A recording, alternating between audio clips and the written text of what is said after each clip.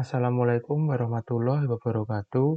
Perkenalkan, nama saya Yoga Pratama Vansdanu dengan NIM B100180379, Program Studi Manajemen Fakultas Ekonomi dan Bisnis Universitas Muhammadiyah Surakarta. Di sini saya akan menjelaskan tentang uji asumsi klasik menggunakan aplikasi SPSS dengan menggunakan metode analisis regresi linier berganda. Nah, di sini diketahui sebuah data permintaan mobil penumpang baru di Amerika Serikat tahun 1971 sampai 1986, di mana Y itu mobil penumpang baru terjual, dan X1 indeks harga konsumen, X2 indeks harga konsumen semua item, semua konsumen, X3 personal disposable income, X4 tingkat bunga, persen, dan kertas pembiayaan, X5 tenaga kerja sipil yang dipekerjakan. Nah, langkah-langkah yang pertama adalah kita kopikan data dari Excel, lalu kita pastekan ke data view SPSS. Nah, jika sudah kita pastekan ke data view SPSS, kemudian kita ke variabel view untuk mengisikannya. Di sini kita isi Y, X1, X2, X3, X4, X5, di mana Y itu sebagai mobil penumpang baru terjual, X1 sebagai indeks harga konsumen, X2 sebagai indeks harga konsumen semua item, semua konsumen, X3 sebagai personal disposable income, X4 tingkat bunga persen dan kertas pembiayaan, X5 tenaga kerja sipil yang dipekerjakan. Lalu untuk measure-nya kita buat scale semua. Selanjutnya kita klik Analyze Regression Linear. Nah, jika sudah kita masukkan ya, untuk Y itu sebagai mobil penumpang baru, itu sebagai Y kita masukkan ke variabel dependent.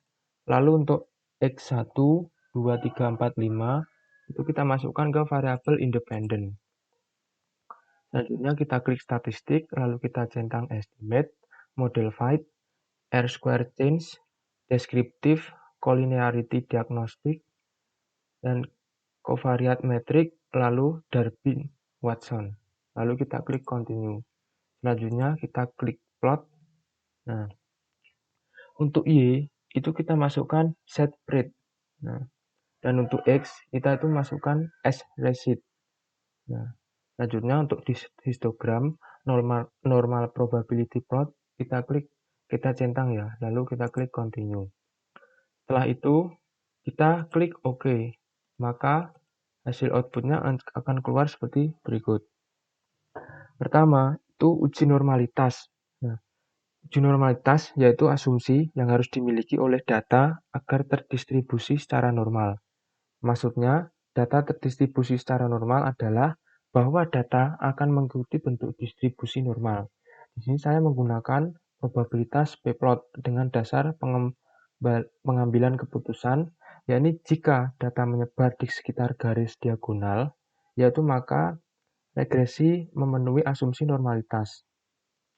Dan jika data itu menyebar jauh dari garis diagonal, maka itu tidak memenuhi uji normalitas itu tidak terpenuhi.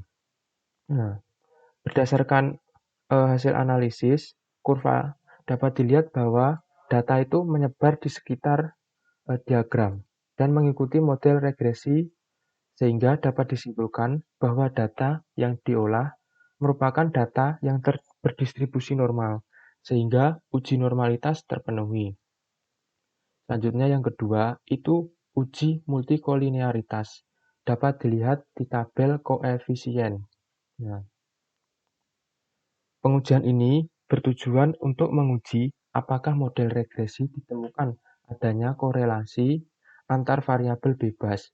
Nah, untuk mendeteksi adanya multikolinearitas dapat dilihat dari nilai toleran yaitu lebih dari 0,1 dan nilai VIF kurang dari 10.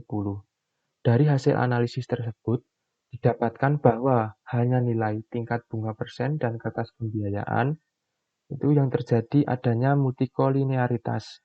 Untuk variabel lainnya itu tidak terjadi. Ya, karena kan nilai multikolinearitasnya itu kurang dari 0,1 dan nilai VIF-nya lebih dari 1. Nah, Lihat ini ya.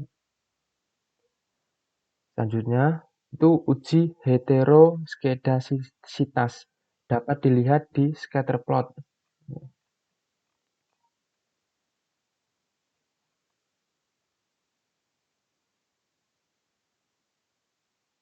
Nah, di scatter plot ini. Pengujian ini digunakan untuk melihat apakah variabel pengganggu mempunyai variabel yang sama atau tidak. Nah, untuk mendeteksi ada atau tidaknya heteroskedastisitas, yaitu dengan melihat grafik plot antara nilai prediksi variabel terikat dependent, yaitu Z-spread, dengan residualnya S-resid. Dengan dasar analisis, yakni jika ada pola tertentu, seperti titik yang ada membentuk pola, yakni bergelombang, melebar, kemudian menyempit, maka mengindikasikan telah terjadi heteroskedastisitas. Dan jika ada pola garis yang jelas, serta titik menyebar di atas dan di bawah angka 0, ya, pada sumbu Y, maka tidak terjadi heteroskedastisitas. Dari hasil analisis tersebut, dapat disimpulkan tidak terjadi heteroskedastisitas karena pola titik-titik menyebar di atas dan di bawah angka 0 pada sumbu Y. Nah, selanjutnya yaitu uji autokorelasi.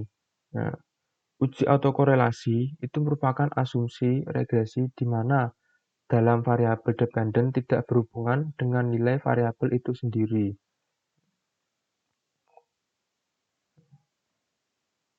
Baik variabel sebelumnya atau nilai periode sesudahnya. Dasar pengambilan keputusan adalah sebagai berikut. Angka dw di bawah negatif 2 berarti ada autokorelasi positif. Lalu angka dw di antara negatif 2 sampai plus 2 berarti tidak ada autokorelasi. Angka dw Ledor-Watson ini di atas plus 2 berarti ada autokorelasi negatif. Nah, untuk menganalisanya dapat dilihat dari tabel model summary. Dari tabel di atas, nilai Darwin-Watson atau DW ini yaitu 1,544. Berarti tidak terjadi autokorelasi. Sehingga kesimpulannya adalah uji autokorelasi terpenuhi. Nah, mungkin sekian penjelasan dari saya. Kurang lebihnya mohon dimaafkan. Wabillahi taufiq wal hidayat. Wassalamualaikum warahmatullahi wabarakatuh.